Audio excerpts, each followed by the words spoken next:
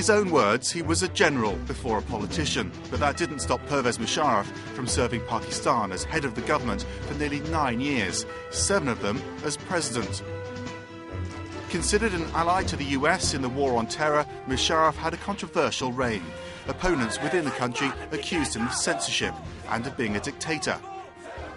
In 2008, he eventually stepped down amidst calls to impeach him. The post was eventually filled by current President Asif Zardari. In his latest incarnation, Musharraf is an internet sensation. Currently, the former president has tens of thousands of fans on his Facebook page, where he regularly answers questions and writes status updates. From wartime leader to Facebook friend, Pervez Musharraf is our connector of the day.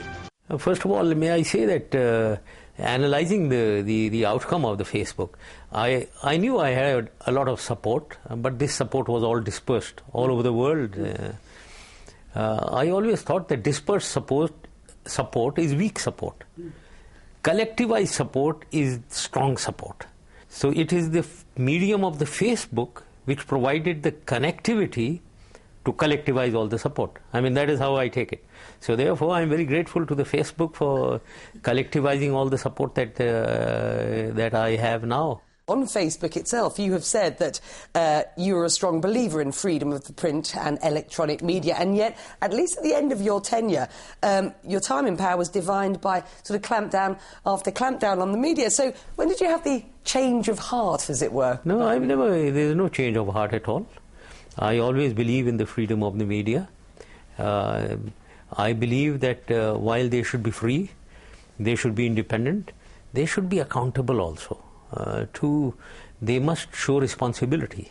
All right, well, we've got lots of questions from viewers. And Wakas, who represents what dozens of people have asked on our website, the Connect the World website, is that many of your supporters want you to return to Pakistani politics. Do you have any plans to return? If Pakistan is not doing well, every Pakistani, every patriotic Pakistani feels it in his heart. And I also do that at this moment, Pakistan is not doing too well. So if I can contribute anything to the country, and if the people of Pakistan want me to contribute, I certainly would like to look into that. Would you create your own political party? That's a question from Safi, one of our viewers. I don't know as yet. One has to address all these issues. But one thing is sure, I believe very strongly in a military maxim, never reinforce failure. So I wouldn't like to reinforce failure. Do you think Pakistan is failing at the moment? Politically, yes, we haven't succeeded. The politics in Pakistan, democracy in Pakistan has not really ever been very successful. And I mean successful when we expect democratically elected governments to perform for the country, that the country should be moving forward, progressing, and the welfare and well-being of the people being addressed. If that is not being done, I think we need to look into ourselves. What is it lacking in the democratic political dispensation in Pakistan? How have you thought about using Facebook to better the lives of ordinary Pakistanis, as it were? Well, I think the only way I could contribute is because of the number of people who have become my fans, and if this number keeps increasing, and because they come from all over the world, I could contribute towards their better understanding of issues confronting Pakistan.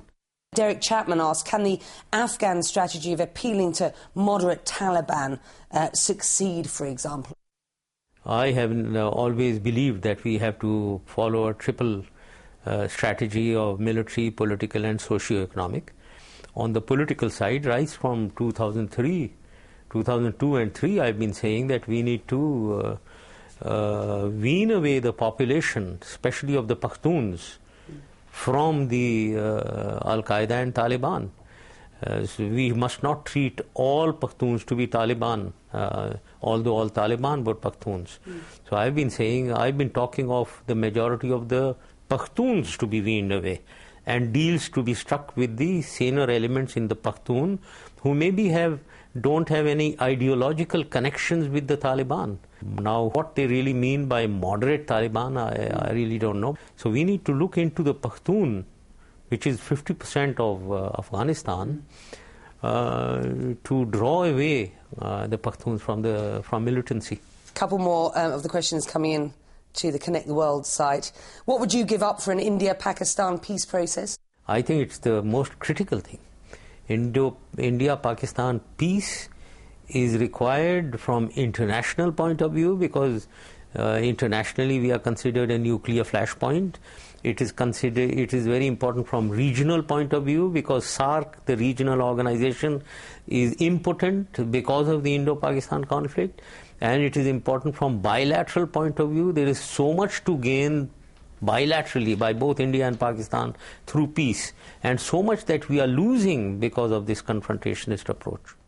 Last one of our viewer questions, Sulaf says, what were you better at being, a diplomat or an army chief?